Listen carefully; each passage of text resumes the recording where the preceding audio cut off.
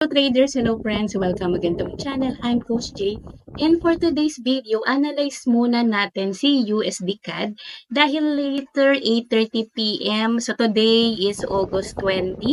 Meron tayong high impact news, CPI. And this CPI is one of the important economic indicators. Okay, so CPI determines the inflation. Actual greater than forecast is of course good for the economy. Okay, so let's go straight na sa chart. Okay, so multi-time frame analysis tayo. Looking at the monthly time frame, kita naman natin na ang price ay nagre-range lang in between this resistance and support area. And then, ang last test nga niya ay dito sa resistance.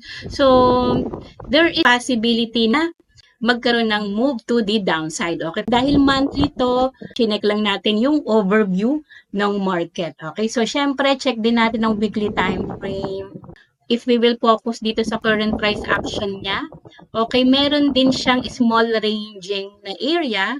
Okay, ibig sabihin nagwi-wiggle lang ang price in between the support and resistance area. And also take note na ang price ay approaching na dito sa support area, okay? And very strong din itong support area na to or demand area. Okay? So may possibility rin na magkaroon na ng retracement.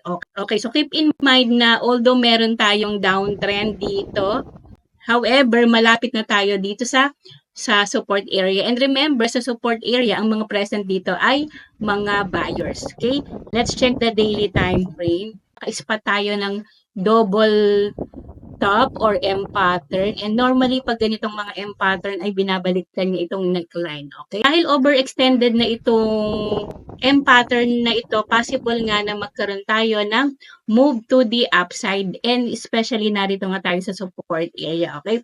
Pero, syempre sa ngayon ay downtrend pa talaga ang market. So, let's check sa H1 if meron ng confirmation. Alright, so here in H1 time frame wherein dito ako normally nag-execute ng trade ko. Okay, so far talagang downtrend pa siya. Okay, and it's too late na rin na mag-sell kasi nga malapit na sa support pero too early pa na mag-buy. Okay, yan, dito hihintayin ko na magkaroon ng bullish engulfing or any confirmation candle bago ako mag-buy. Okay, so syempre sa ngayon wait and see muna tayo. Okay, Asian session pa lang naman.